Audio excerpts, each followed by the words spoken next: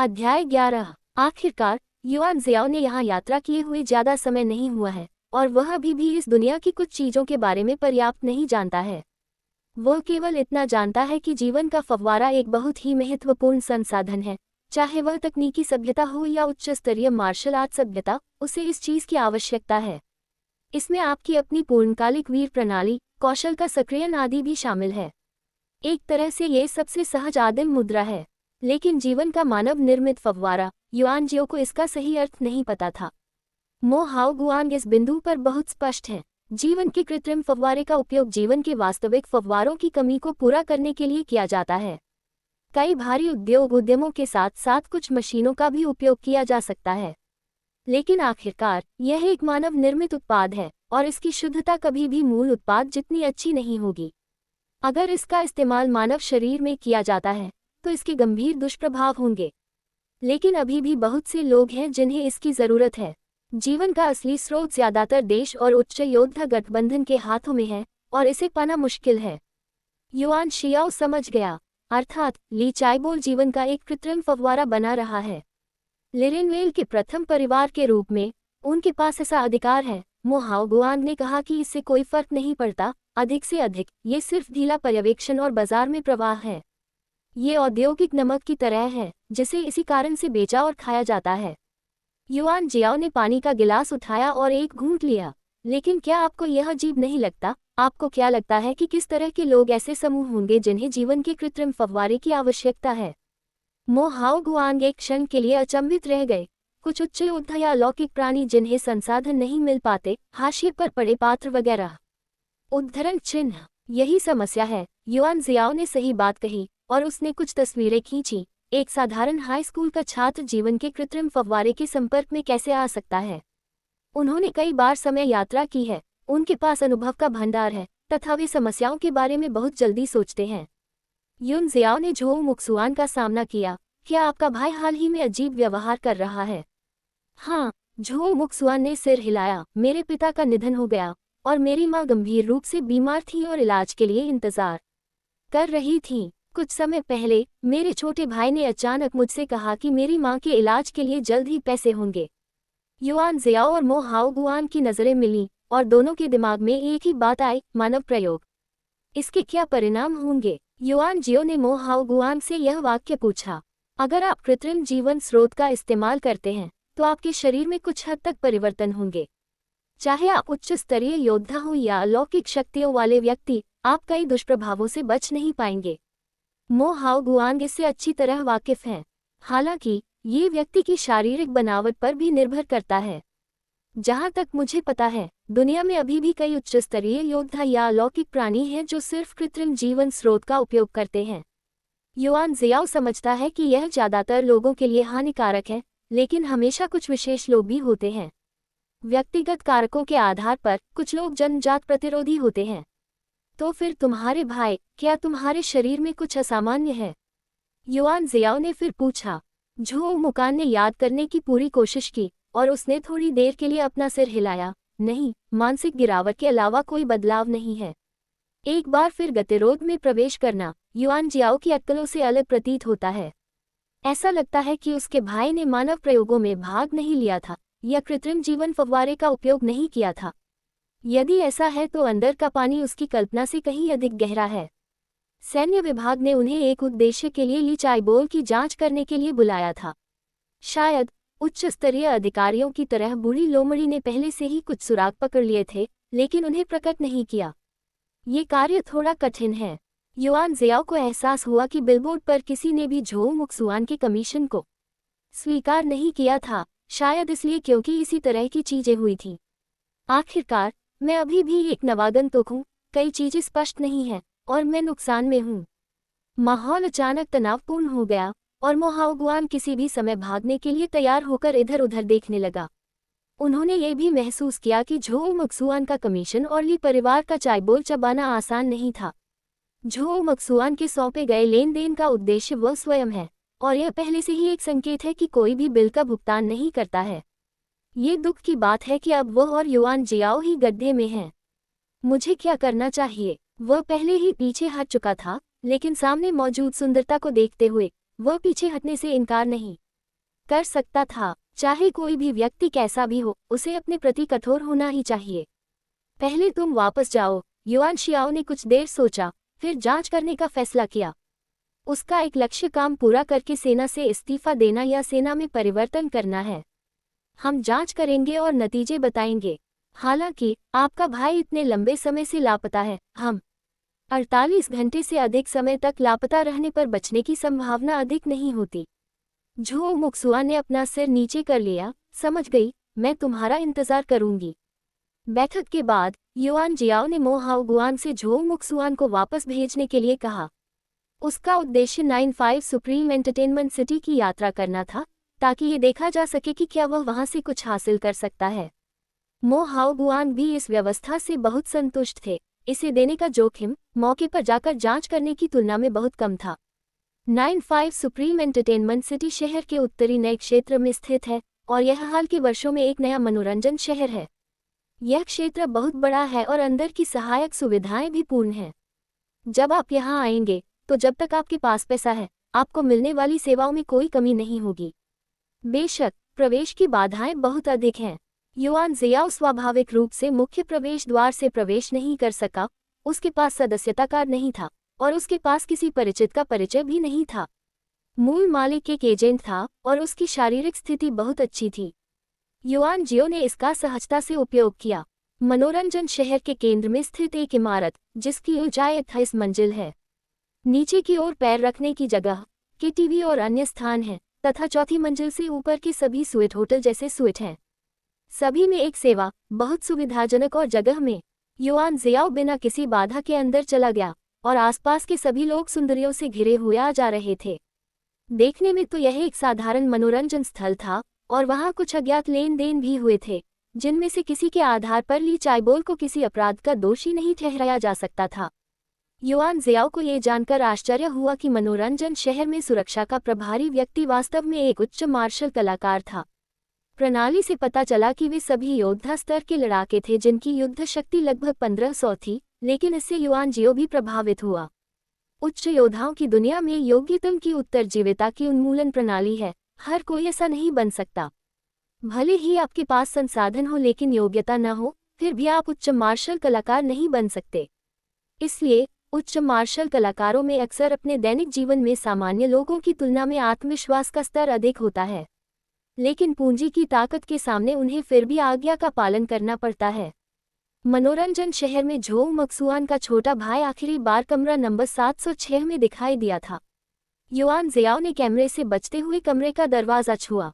Electronic lock उसके लिए बेकार था, इसलिए उसने उसे खोलकर दरवाजा धक्का देकर खोल दिया। कमरा साफ सुथरा था और युआन जियाओ को कोई सुराग नहीं मिला। यदि ऐसा था भी तो इतने दिनों बाद इसे बहुत पहले ही मिटा दिया गया होगा।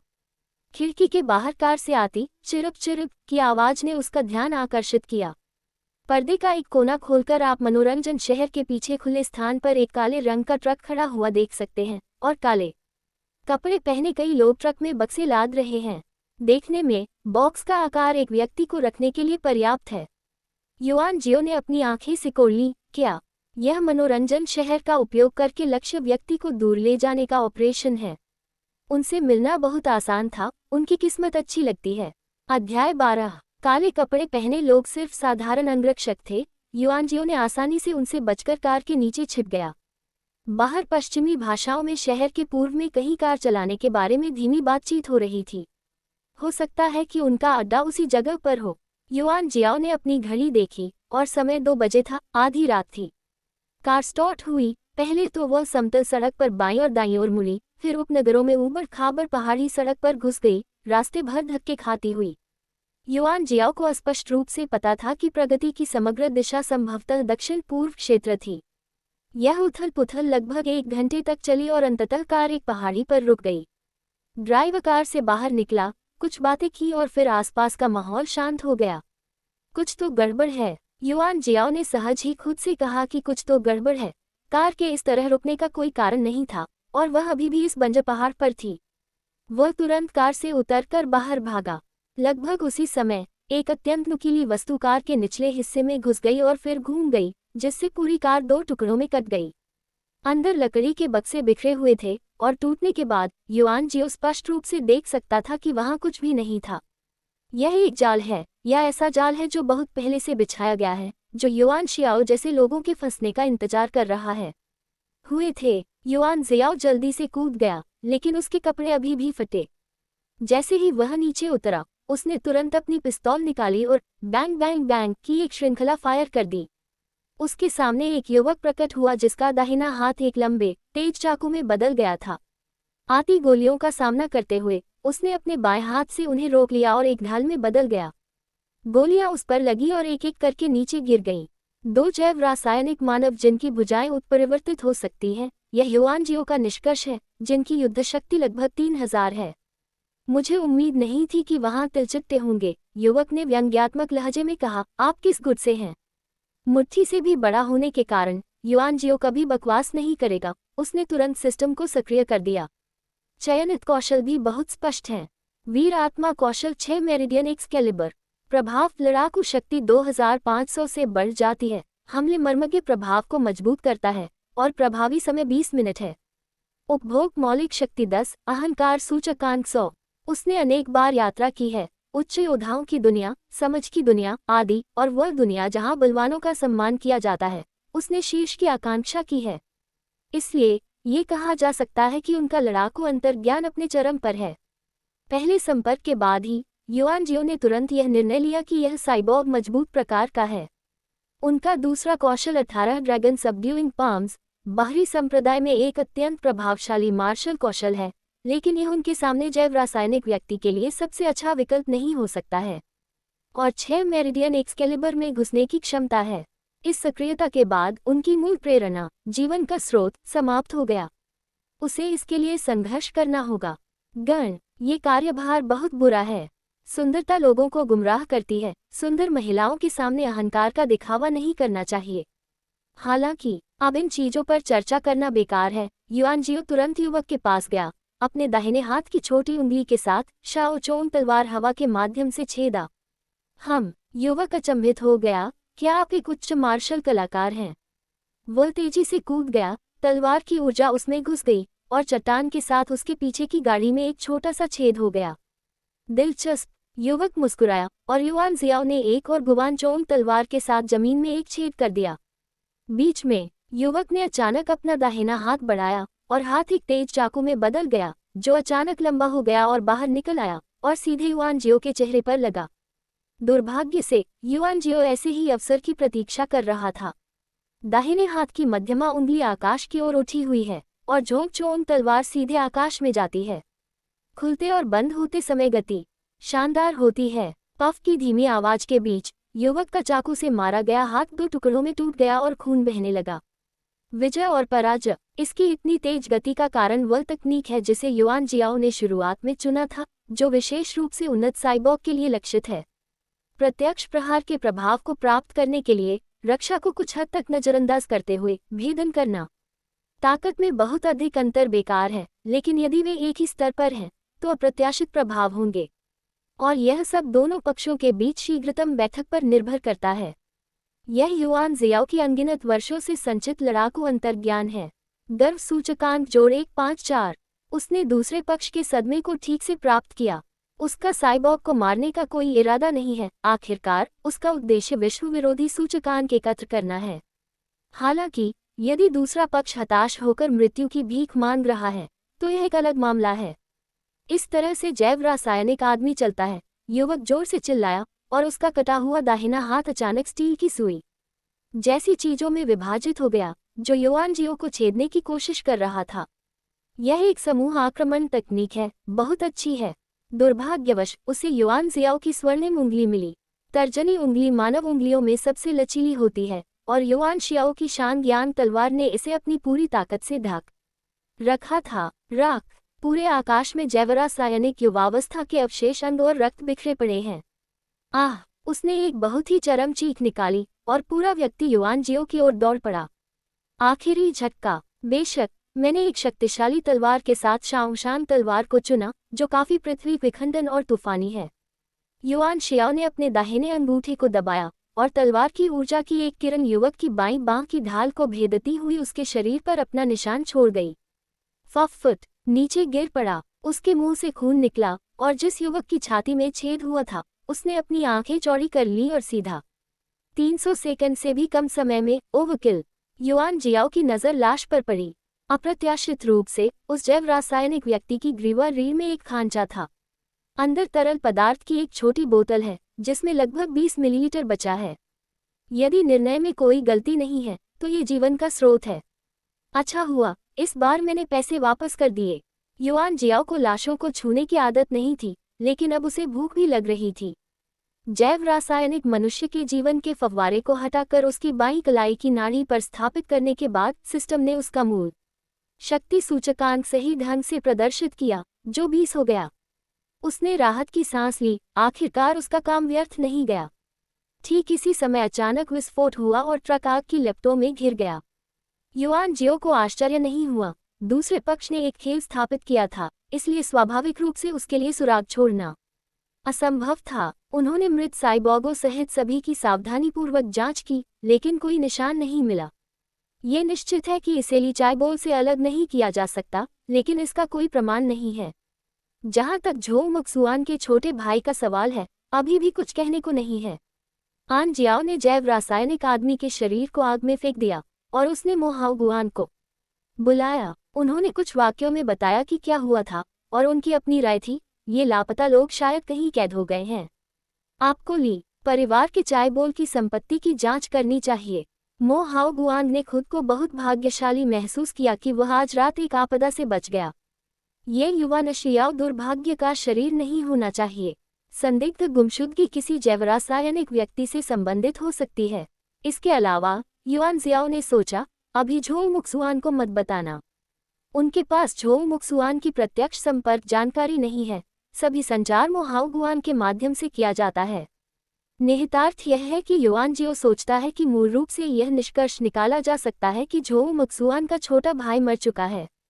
बुरी खबर यह है कि उसे घटना के खत्म होने तक इंतजार करना चाहिए और फिर उसे बताना चाहिए। इतने वर्षों की यात्रा के बावजूद युआन शियाओ की मानवीय कोमलता खत्म नहीं हुई है।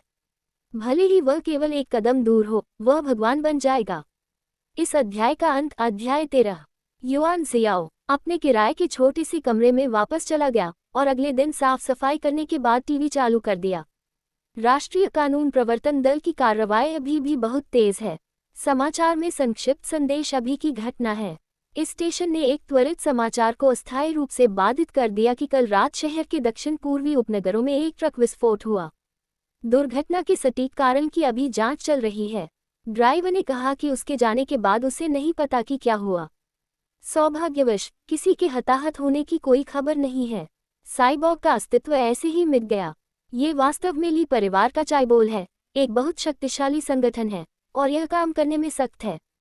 इसमें रात में ट्रक चलाना भी शामिल है, जो उनका दैनिक व्यवहार है, जो आत्मधर्मी शिकारियों के लिए चारे का काम करता है।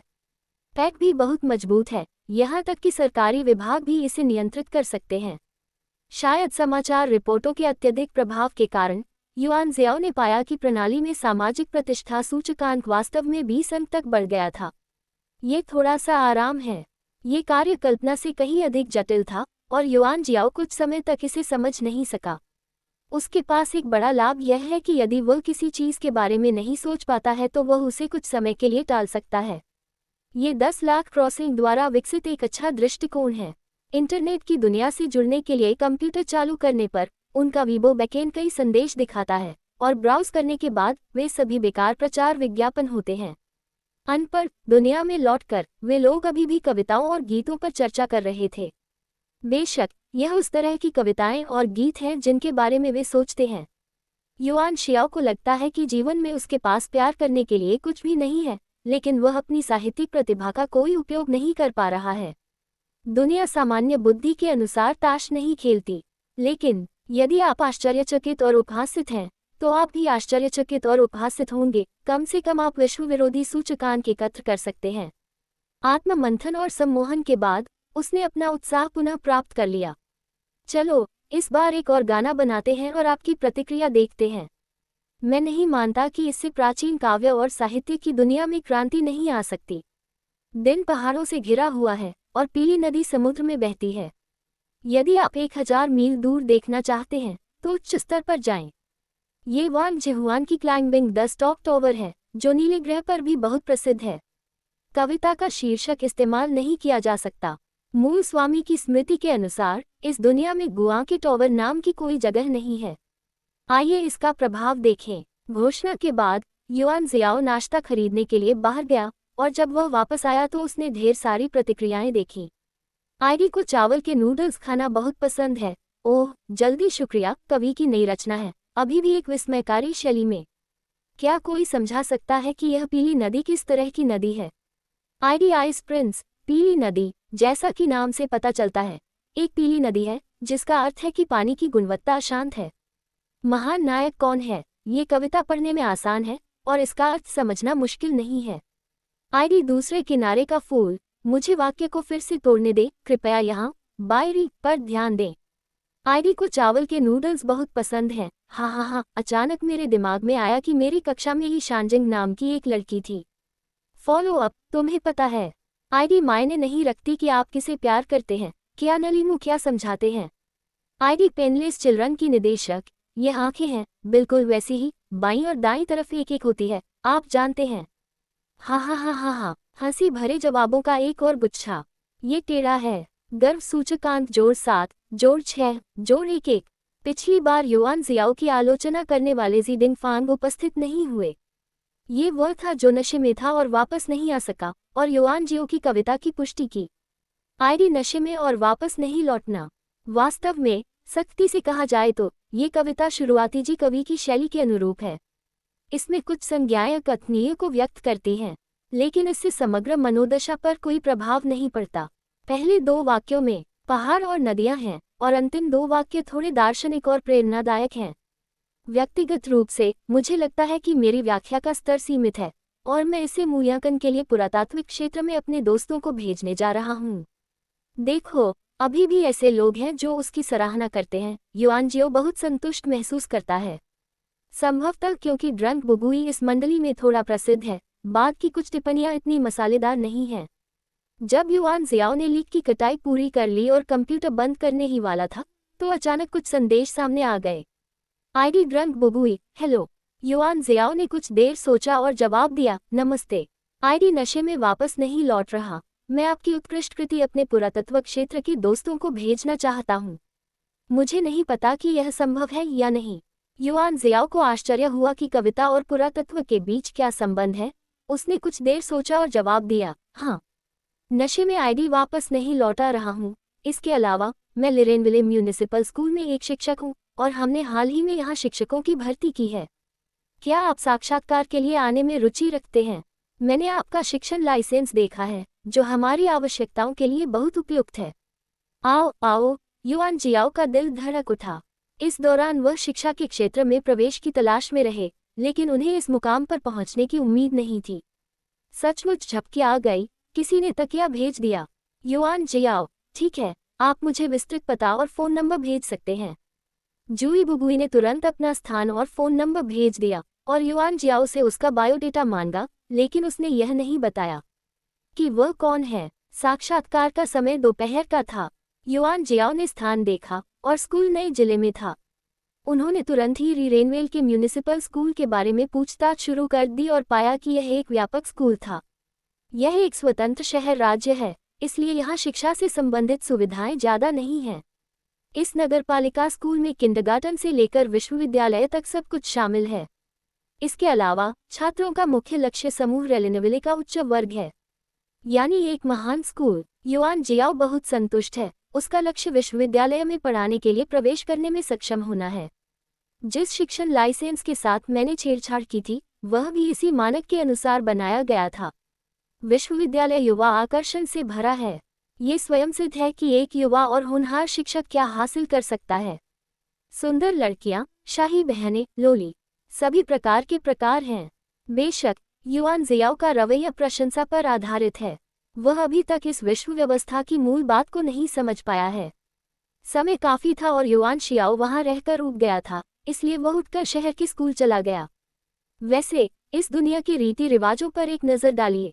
तकनीकी सभ्यता और उच्च योद्धा सभ्यता का एक साथ रहना दुर्लभ है। सौभाग्य से वहां कोई खेती नहीं है, अन्यथा इसे केवल विचित्र ही कहा जा सकता है। सड़क पर आते जाते लोग बहुत चहल पहल से भरे हैं, बहुत सारी बसें और कारें हैं, आधुनिक सभ्यता का दृश्य है। यहाँ तक कि आकाश में शहरी प्रकाश रेल भी लटकी हुई हैं। युआन जियाओ का यह मानना उचित है कि इतनी विकसित तकनीकी सभ्यता के साथ उच्च योद्धाओं की सभ्यता का जीवित रहना मुश्किल है। ऐसा होता है कि दोनों शांति और सद्भाव से रहते हैं और वे एक दूसरे पर प्रतिबंध भी लगा सकते हैं। इसके अलावा युआन जियाओ ने यह भी देखा कि सड़क पर कुछ पैदल यात्री मनुष्यों और मशीनों का मिश्रण थे। ये परिवर्तनकारी लोगों और तकनीकी सभ्यता के उत्पाद हैं। जहाँ तक साइबॉर्ग और अलौकिक शक्तियों का सवाल है, वे एक ऐसी शाखा है जो उच्च योद्धाओं को तरजीह देती है। इसके अलावा तकनीकी सभ्यता के साथ टकराव का एक अन्य साधन मेच है। मेचा बहुत बड़ा नहीं होता, आमतौर पर 3 या 4 मीटर ऊंचा होता है तथा विभिन्न हथियारों से सुसज्जित होता है। साधारण तापीय हथियारों का उच्च मार्शल कलाकारों पर कोई प्रभाव नहीं पड़ता जब तक कि कुछ विशेष हथियार न हों। बेशक इसका मतलब यह नहीं कि थर्मल हथियार पूरी तरह से बेअसर हैं। कोई भी लड़ाकू विमान कितना भी शक्तिशाली क्यों न हो, वह मिसाइलों और परमाणु बमों का प्रतिरोध नहीं कर सकता। आखिरकार वे अभी भी समझ से एक बड़ा कदम दूर हैं। सतह पर पूरा शहर अभी भी बहुत समृद्ध है, लेकिन युआन जियो, जिसने कई दुनियाओं की यात्रा की है, इसे स्पष्ट रूप से जानता है। मूल सभ्यता वगैरह वास्तव में परिपूर्ण नहीं है और मुझे नहीं पता कि इसका क्या कारण है। स्कूल के पास आते ही युआन जियाओ का ध्यान कोने में स्थित एक छोटी सी फूलों की दुकान की ओर गया। उसे इसकी ओर आकर्षित करने का कारण ये था कि उसे एक अजीब उतार चढ़ाव महसूस होता था। अध्याय 14 डोंगफेंग जियाओमन। यहाँ कोई आभा नहीं है, लेकिन इसकी अपनी स्वतंत्र शक्ति का स्रोत भी है, जो जीवन का फव्वारा है। युआन जियाओ ने जो महसूस किया वह जीवन के फव्वारे का उतार चढ़ाव था। यह अभी भी उनकी प्रणाली के कारण है, जिसमें जीवन के फव्वारे के उपयोग की भी आवश्यकता होती है। इसलिए हवा में होने वाला हल्का सा भी परिवर्तन उससे छिपा नहीं रह सकता था। फूल वाले में कुछ खास बात है, जिसके कारण आसपास के क्षेत्र में बदलाव आया है। हालांकि वह अभी भी नहीं जानता कि उच्च योद्धा इन परिवर्तनों को पहचान पाएंगे या नहीं। फूलों की दुकान ज्यादा बड़ी नहीं है। प्रवेश द्वार पर फूलों की दुकान पर फूलों और पौधों के गमले रखे हैं जिनमें पानी की कुछ बूंदें हैं, जो बहुत ही ऊर्जावान लग रही हैं। युआन जियाओ के अंदर आने के बाद उसे तुरंत ताजगी महसूस हुई। शक्ति का उतार चढ़ाव इन फूलों और पौधों से आता है। ये बहुत कमजोर है, लेकिन इसका अस्तित्व है। हवा में एक अनोखी खुशबू फैली हुई है, जो लोगों को अपनी सारी परेशानियां दूर करने पर मजबूर कर रही है। स्वागत है, एक स्पष्ट आवाज सुनाई दी, मानो जेट प्लेट पर मोती गिर रहे हों। चोटी और बुने हुए स्वेटर वाली एक लड़की ने अपना सिर प्लेट से बाहर निकाला। हिस, युआन जियो ने हजारों सुंदरियों को देखा है और वह पहले से ही अपने दिल में कोई कोड नहीं की स्थिति प्राप्त कर चुका है। लेकिन अपने सामने लड़की को देखकर वह गहरी सांस लेने से खुद को नहीं रोक सका। वह इसलिए गुप्त रहता था क्योंकि वह अपना आचरण बनाए रखना चाहता था।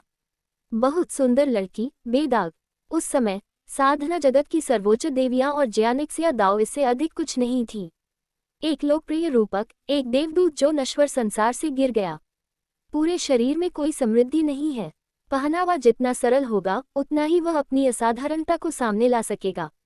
हेलो, युआन जियाओ ने मुस्कुराते हुए सिर हिलाया और कुत्ते की तरह गंभीरता से पूछा, क्या आपने ये सभी फूल उगाए हैं? पीयूए पुनर्तः अयोग्य है। लड़की मुस्कुराई, क्या आप इसे खरीदना चाहते हैं? युआन जियो, बहुत दिलचस्पी है। मुख्य कारण यह है, मुझे नहीं पता क्यों, ये फूल और पौधे अलग महसूस करते हैं।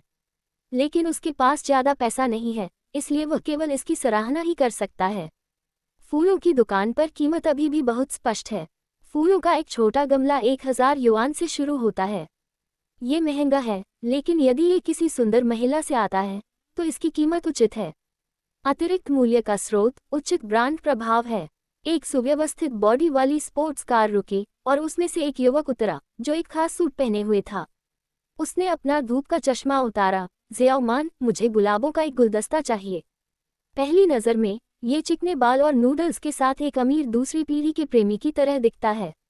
युआन जियो अपने दिल में ईर्ष्या करता है, चाहे उस दुनिया में कोई भी यह न सोचे कि उसके पास बहुत अधिक पैसा है। यदि शक्तिशाली लोगों का सम्मान भी किया जाए तो भी पूंजी के संचालन को टाला नहीं जा सकता। लेकिन युआन जियाओ ईर्ष्या नहीं करता, समय के साथ वह भी अमीर बन जाएगा। यात्री अमीर बनना चाहते हैं, धोखा देने के 10,000 तरीके हैं। ठीक है, लड़की अभी भी मुस्कुराती रही, मुड़ी और लिपटे हुए फूलों का एक गुच्छा सौंप दिया। मैंने उन्हें आपके लिए पहले ही लपेट दिया है। धन्यवाद। युवक ने भुगतान करने के लिए क्यूआर कोड स्कैन करने हेतु अपना मोबाइल फोन निकाला, लेकिन फूल लेने के लिए आगे बढ़ने के बजाय उसने एक प्यार भरा इशारा किया। ये फूल डोंगफेंग जियाओमन की सबसे खूबसूरत लड़की के लिए हैं। अपनी बात समाप्त करने के बाद वह वापस स्पोर्ट्स कार में बैठ गए और चले गए। देखो, लड़कियों को उठाने का उसका तरीका अनोखा है। भुगतान और संग्रहण अनुस्मारक से पता चला कि खाते में हजारों की धनराशि आ गई है, और यह धनराशि बहुत ही स्वेच्छा से दी गई है। कभी कभी युआन शियाओ को भी आश्चर्य होता था कि इतनी यात्राएं करने के बाद भी वह एक बार भी सुंदर महिला क्यों नहीं बन पाई।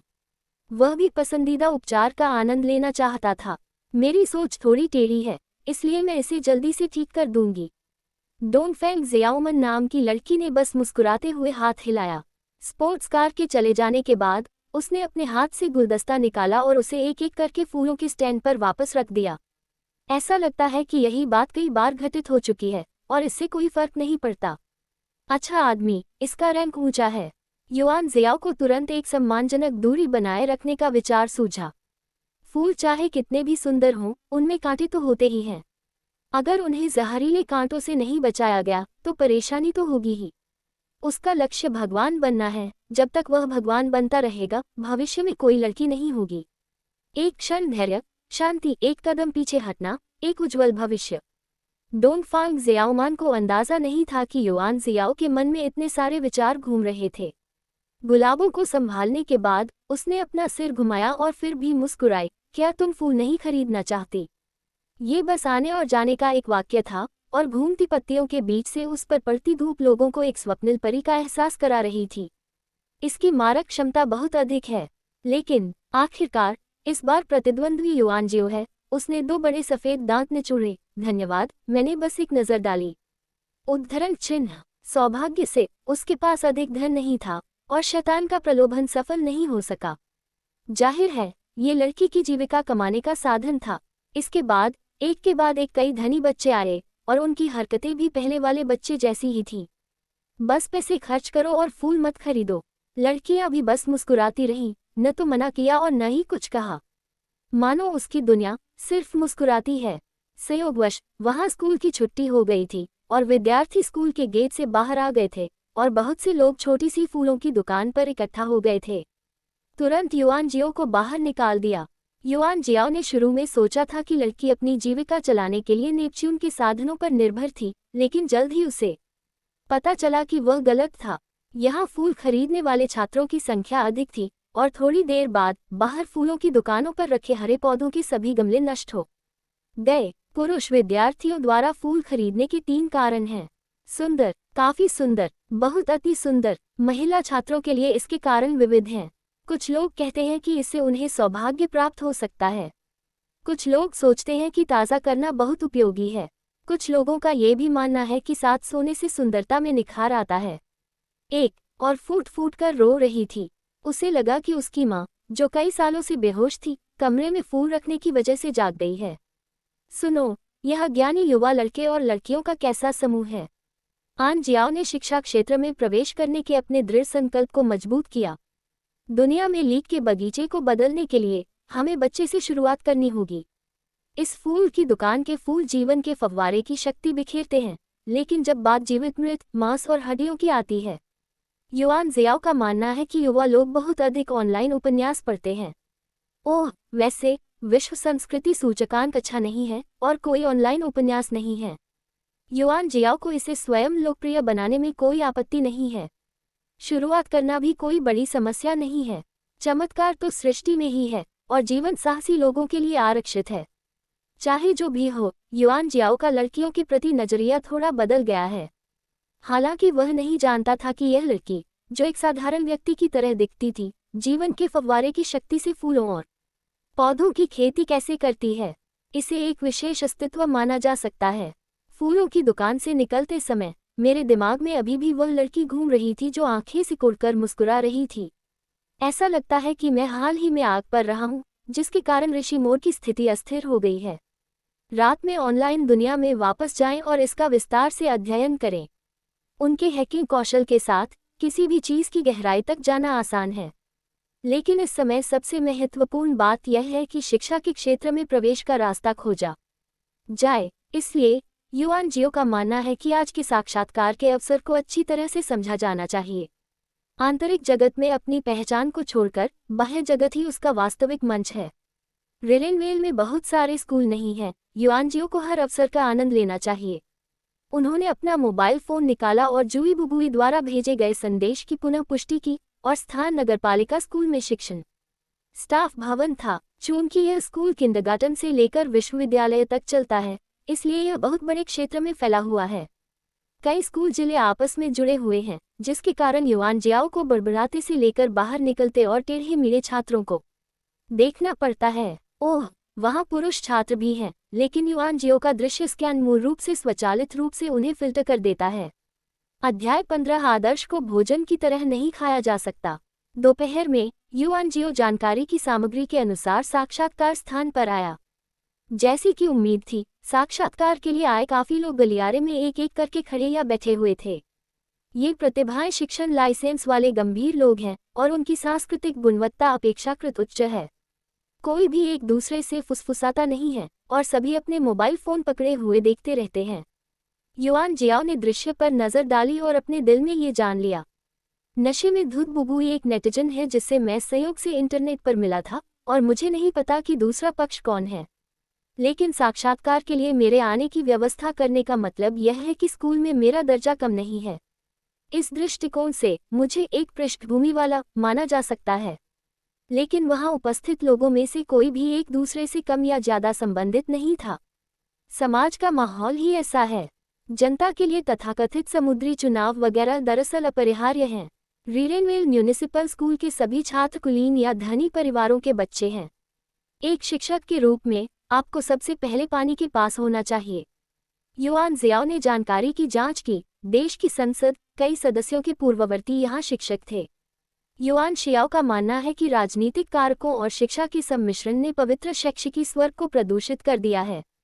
आखिरकार युआन जियाओ का जन्म लेनेक्सिंग में हुआ था और उनका मानना है कि शिक्षा पूरी तरह से सार्वजनिक उत्पाद होनी चाहिए। इसका कारण सरल है, जब वह स्कूल में था तो वह एक कमजोर छात्र था। यह एक गड़बड़ थी, लेकिन शिक्षा ने उनका साथ नहीं छोड़ा। अपने प्रारंभिक जीवन में उन्होंने सोचा था कि उनके लिए सबसे उचित बात शिक्षा है, इसलिए अब वह भी इस अवधारणा को लागू करना चाहते हैं। जब समय पूरा हो जाए तो सबसे पहला काम प्रतिस्पर्धा करना और बाहर होना है। ये भी एक सामान्य प्रक्रिया है। युआन जियाओ ने मोटे तौर पर गिनती की और लगभग 100 लोग साक्षात्कार की तैयारी के लिए आए थे। ये स्पष्ट नहीं है कि स्कूल में कितने लोग दाखिला लेते हैं, लेकिन अनुमान है कि प्रतिस्पर्धा बहुत कड़ी होगी। परीक्षा कक्ष में चारों ओर मॉनिटर लगे हुए हैं तथा मोबाइल फोन का सिग्नल भी अवरुद्ध है। स्वाभाविक रूप से मोबाइल फोन के उपयोग की अनुमति नहीं है। सभी लोग चुप रहें। कृपया अपना मोबाइल फोन और अन्य सामान पैक कर लें, कागजात जल्द ही वितरित कर दिए जाएंगे। कुल 3 निरीक्षक थे और उन्होंने बिना किसी भाव के परीक्षा पत्र बांटे। युआन जियाओ को जब टेस्ट पेपर मिला तो उसने सबसे पहले सभी प्रश्न पढ़े और फिर उसने राहत की सांस ली। मैं इस दुनिया में शिक्षा के स्तर को नहीं जानता, लेकिन युआन जियाओ ने अब तक जो टेस्ट पेपर प्राप्त किए हैं उन्हें देखते हुए ये बहुत मुश्किल नहीं है। आन जियाओ जूनियर हाई स्कूल स्तर पर अधिकांश प्रश्नों का उत्तर देने में सक्षम था। वह पहले एक बदमाश था, लेकिन उसे यह बात बर्दाश्त नहीं थी कि उसने बहुत यात्राएं की थीं। उसने आधुनिक समाज में कई बार यात्राएं की और सीखना इस प्रक्रिया का एक अहम हिस्सा था। एक ही ज्ञान को सैकड़ों या हजारों बार दोहराने से मूर्ख व्यक्ति भी प्रतिभाशाली बन सकता है। यह युआन जियाओ का लाभ है, लेकिन उसकी कमजोरियां भी हैं। इस विषय में इस दुनिया का कुछ इतिहास शामिल है और युआन जियाओ ने कहा कि वह इसके बारे में कुछ नहीं कर सकता। उन्होंने दुनिया की जानकारी के बारे में पूछताछ की है और उन्हें पता है कि केवल 200 से अधिक वर्षों के रिकॉर्ड ही मौजूद हैं। जहां तक मूल मालिक का सवाल है, वह सैन्य विभाग के प्रशिक्षण शिविर में रह रहा है और इतिहास से कभी संपर्क में नहीं रहा। एक बाहरी व्यक्ति होने के नाते उन्हें कुछ विवरण नहीं पता थे, इसलिए वह केवल इसी क्षेत्र में आत्मसमर्पण कर सकते थे। अंतिम प्रश्न चर्चा का है, मुख्यतः शिक्षा पर विचारों पर चर्चा करने के लिए। इस संबंध में युआन जियाओ ने कहा कि किताब लिखना कोई समस्या नहीं है। कुल मिलाकर युआन जियाओ ने अपना स्कोर लगभग 70 अंक आंका, तथा शेष अन्य प्रतियोगियों के इस समूह के स्तर तक था। परीक्षा के बाद युआन जियाओ प्रतीक्षा करने के लिए गलियारे में वापस चला गया। कैसा लग रहा है? काले फ्रेम वाला चश्मा पहने एक युवक पास आया। अपना सर्वश्रेष्ठ प्रयास करो। युआन जियाओ का उत्तर भी काफी संतोषजनक था। सच में, आप स्कूल में इंटरव्यू के लिए कैसे आए? युवक पूछता रहा, जो बात का मोड़ था। युआन जियाओ ने उसकी ओर देखा, जिसने बायोडेटा दिया था। वह तुम्हारा क्या है? मुझे एक रिश्तेदार ने सिफारिश की थी। युवक ने युआन जियाओ की तरफ देखा। वह इसलिए पूछने आया था क्योंकि इन लोगों के बीच युआन जियाओ परीक्षा के बाद सबसे अच्छी लग रही थी और हमेशा की तरह व्यवहार कर रही थी। मैं सोचा कि यह कोई पृष्ठभूमि वाला व्यक्ति होगा, लेकिन मुझे उम्मीद नहीं थी कि यह कोई राहगीर होगा, और उस युवक की रुचि तुरंत ही खत्म हो गई। युआन जियाओ को अंदर की कहानी नहीं मिल पा रही है, जिसका मतलब है कि यह बेकार है। काफी वास्तविक। युआन जियाओ स्वाभाविक रूप से रवैये में बदलाव देख सकता था, और उसने इसे गंभीरता से नहीं लिया। सीधे शब्दों में कहें तो दोनों एक दूसरे को जानते ही नहीं थे और उनके बीच कोई रिश्ता भी नहीं था। परिणाम आने में ज्यादा समय नहीं लगा, लेकिन अंक घोषित नहीं किए गए तथा उत्तीर्ण होने वालों को सीधे उनके नाम बताकर सूचित कर दिया गया। प्रभारी व्यक्ति ने एक एक करके उनके नाम पढ़े, और जिन लोगों को लिखित परीक्षा उत्तीर्ण करने की सूचना मिली, वे मुस्कुराए बिना नहीं रह सके। हुआंग जिनरान, काले चश्मे वाले युवक ने अभी अभी अपना हाथ उठाया और वह भी आगे निकल गया। युआन जियाओ आखिरी व्यक्ति था।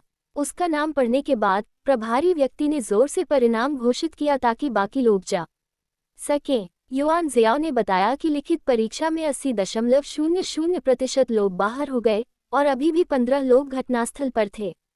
माहौल अचानक तनावपूर्ण हो गया और शेष प्रतियोगियों ने दूरी बना ली। हुआंग जिनरान ने युआन जियाओ की ओर देखा। आप बिल्कुल भी घबराए हुए नहीं लग रहे हैं। युन जियाओ को आश्चर्य हुआ कि मैं क्यों घबरा रहा था। ये तो बस एक छोटा सा दृश्य था। ये सिर्फ एक साक्षात्कार है, हालांकि यह अधिक महत्वपूर्ण है। यह युआन शियाओ वेइलाई के बारे में सब कुछ नहीं बता सकता। ऐसा नहीं है कि मैं नर्वस नहीं हूँ, बस मुझे पहले से सारी तैयारियां करने की आदत है। जवाब देना फिर भी जरूरी है। गर्व सूचकांक जोड़ 8। हुआंग जिनरान अचानक ईर्ष्यालु हो गया। आपकी उदासीनता अद्भुत है ही सकता। मुझे ये साक्षात्कार पास करना होगा। केवल इसी तरह भविष्य में मैं संसद जा सकता हूँ। हर किसी के उद्देश्य अलग अलग होते हैं, और युआन जियाओ के लिए अन्य लोगों के जीवन के बारे में संकेत देना असंभव है। हुआंग जिनरान शिक्षा को अपने भविष्य के लिए एक कदम मानते हैं। युआन जियाओ अपने स्वयं के लिए उद्यान योजना के लिए है, और उन दोनों में समान रूप से विभाजित है। लेकिन एक फर्क है। युआन जियाओ ने इंटरव्यू रूम के दरवाजे पर नजर डाली। कुछ मूल इरादे होते हैं जिन्हें नकारा नहीं जा सकता। शिक्षा सभी के लिए खुला एक समान द्वार है। यह युआन जियाओ की मूल बात है, जो ब्लू स्टार में पैदा हुआ था। हुआंग जिनरान युआन जियो के शब्दों का अर्थ समझ सकता था, और उसे लगा कि युआन जियो खुद का मजाक उड़ा रहा है। यह एक कुलीन स्कूल है और इसमें पढ़ने वाले छात्रों की पृष्ठभूमि असामान्य है। कोचिंग शिक्षकों के लिए भी यह दोधारी तलवार है। यदि इससे निपटा जाए तो हो सकता है कि यह किसी छात्र के बड़े भाई के माता पिता की नज़रों में आ जाए और दूसरा रास्ता अपना ले। यदि यह कार्य ठीक से नहीं किया गया तो इसे शिक्षा क्षेत्र से सीधे हटाया जा सकता है। रीरेनवेल में रहना एक समस्या है। ये वास्तविकता है। हुआंग जिनरान को लगता है कि यह उसके अपने स्वभाव का विरूपण नहीं है। आखिरकार लोगों के लिए सबसे बड़ी समस्या जीवित रहना है। आदर्शों को भोजन की तरह नहीं खाया जा सकता।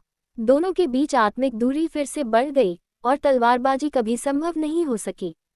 जल्द ही साक्षात्कार देने वाले लोग एक एक करके अंदर चले गए। कुछ चेहरे पर मुस्कान लिए बाहर आए, जबकि अन्य चुपचाप सिर झुकाए रहे। हुआंग जिनरान का साक्षात्कार युआन जियो के सामने हुआ, और वह 3 या 10 मिनट के बाद हवा के साथ चलते हुए बाहर आ गया। आंतरिक संबंधों और अच्छी नींव के साथ अच्छे परिणाम प्राप्त करना स्वाभाविक है।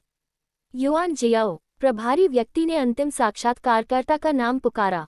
अंततः उसकी बारी आई। युआन जियाओ बिना अपना भाव बदले खड़ा हो गया और वसम चेहरे वाले हुआंग जिनरान के पास से गुजर गया। मैं आपकी सफलता की कामना करता हूँ। हुआंग जिनरान ने विजेता की तरह अपना परिचय दिया। कहीं भी गर्व नहीं दिखाया जा सकता। ठीक है, युआन जियाओ ने सिर हिलाया। मुझे आशा है कि हम भविष्य में एक साथ खुशी से काम कर सकेंगे। हुआंग जिनरान की मुस्कान जम गई। बार बार बुखार आना, असहजता,